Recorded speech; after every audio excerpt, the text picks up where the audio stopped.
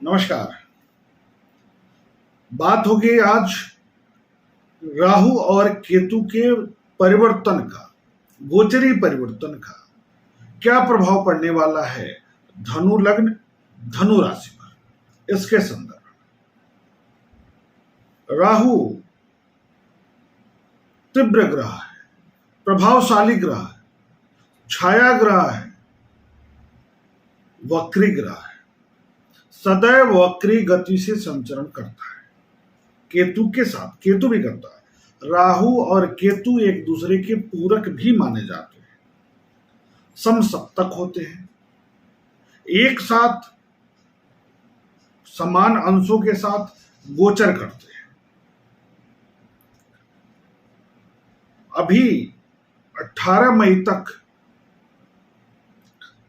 Mean राशि में राहु का गोचर हो रहा है, केतु का कन्या राशि में हो रहा है। 18 मई के बाद राहु कुंभ राशि में और केतु सिंह राशि में चले जाएंगे। तो इनके इस परिवर्तन का धनु राशि, धनु लग्न पर क्या प्रभाव पड़ेगा, इसको हम इस कार्यक्रम में विधिवत समझेंगे। राहु चतुर्थ भाव, सुख भाव, मातृभाव के से निकलकर पराक्रम भाव में जा रहा है। केतु दशम भाव से नवम भाव में जा रहा है वक्री गति से। कहा जाता है कि राहु जब तीसरे, छठवें, 10वें, 11वें गोचर करता है अथवा मूल कुंडली में विद्यमान रहता है तो सभी बाधाएं समाप्त कर देता है।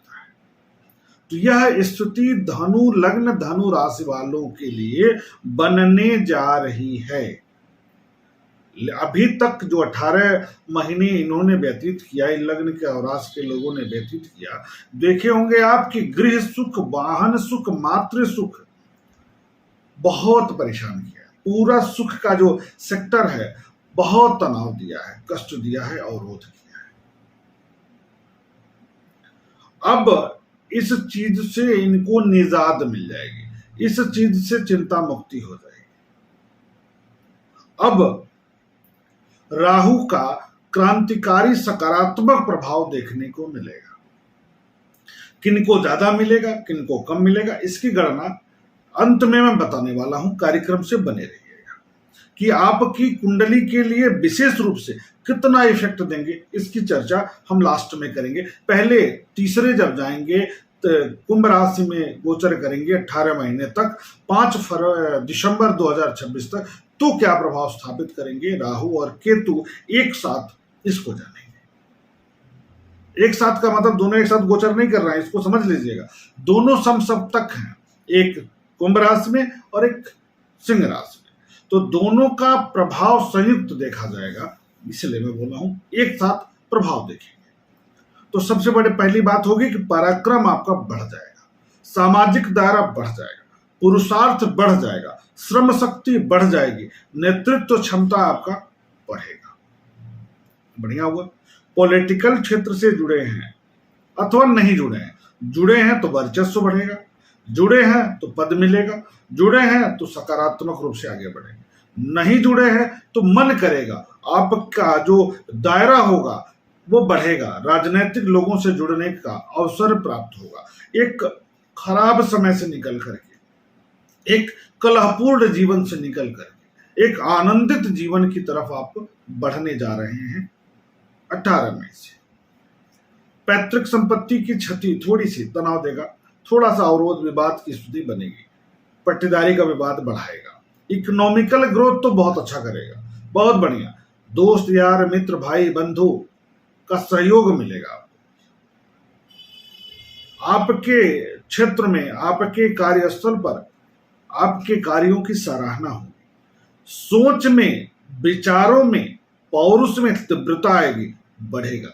परंतु कंधे और कमर का दर्द इस बीच में परेशान जरूर करेगा। अचानक धन लाभ की स्थिति बनाएगा, अचानक धन लाभ की स्थिति बनेगी। पढ़ाई में अवरोध या अंतराल की स्थिति भी बनेगी। अब इस तरह से नहीं कि आप फेल हो जाएंगे, इस तरह बनेगी कि आपका मन करेगा कि कुछ तैयारी कर लिया जाए, आगे के कंपटीशन के लिए, प्रतियोगिता के लिए, नौकरी के लिए तैयारी कर लिया जाए। और तैयारी करने के बाद जब अंतिम फेज आएगा, 1 साल बीतने के बाद, तो आप कोई डिग्री ले लेंगे, तो वो गैपिंग हो जाएगा, 1 साल का अंतराल हो जाएगा। केवल फेल की बात नहीं हो रही है यहाँ पर कि फेल हो जाएंगे, किसी भी कारणवश आप एग्जाम छोड़ सकते हैं। इस तरह की स्थितियां उत्पन्न हो सकती है।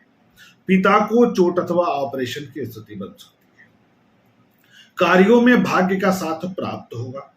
जीवन साथी को लेकर तनाव की स्थिति उत्पन्न हो सकती है। चोट लग सकता है, ऑपरेशन हो सकता है, मनमुटाव हो सकता है, प्रेम संबंधों में अवरोध हो सकता है, प्रेम संबंधों में टकराव हो सकता है, प्रेम संबंधों में परिवर्तन भी हो सकता है, साझेदारी के कार्यों को लेकर तनाव हो सकता है, जीवन साथी से नोकझोंक हो सकता है, दैनिक आय में फ्लक्चुएशन होगा, नीचे ऊपर, उतार चढ़ाव खूब देखने को मिलेगा।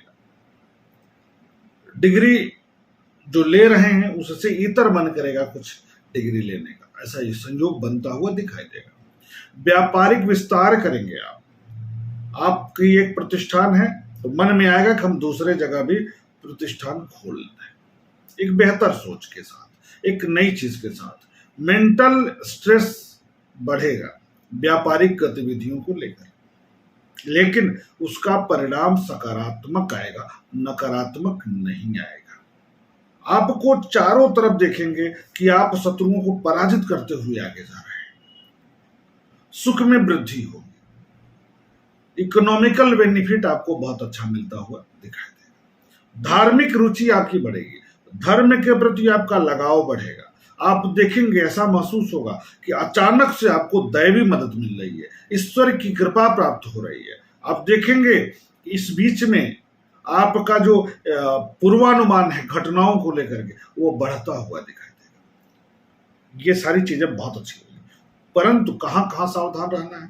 संतान पक्ष को लेकर के, स्वास्थ्य को लेकर के, विशेष करके कंधे कमर का दर्द, स्पॉन्डिलाइटिस वगैरह को लेकर सतर्क रहना है। उसके उपरांत पारिवारिक में पैतृक संपत्ति को लेकर थोड़ा सा सतर्कता बरतनी बहुत आवश्यक है, ध्यान देना बहुत जरूरी है। शेयर बाजार से लाभ कराएगा तो शेयर में भी फूक फूक करके कदम रखना है। व्यापारिक गतिविधियों की शुरुआत करेंगे, नया व्यापार आरंभ कर सकते हैं, तो वहां भी आपको बहुत ध्यान देना है। और जीवन साथी के साथ संबंधों को लेकर के आपको बहुत स्थिरता बरतनी है, बहुत ध्यान देने की आवश्यकता होगी। इस प्रकार तीसरे भाव में और राहु का गोचर, नवम भाव में केतु का गोचर ज्यादातर आप लोगों को सकारात्मक फल ही प्रदान करेगा।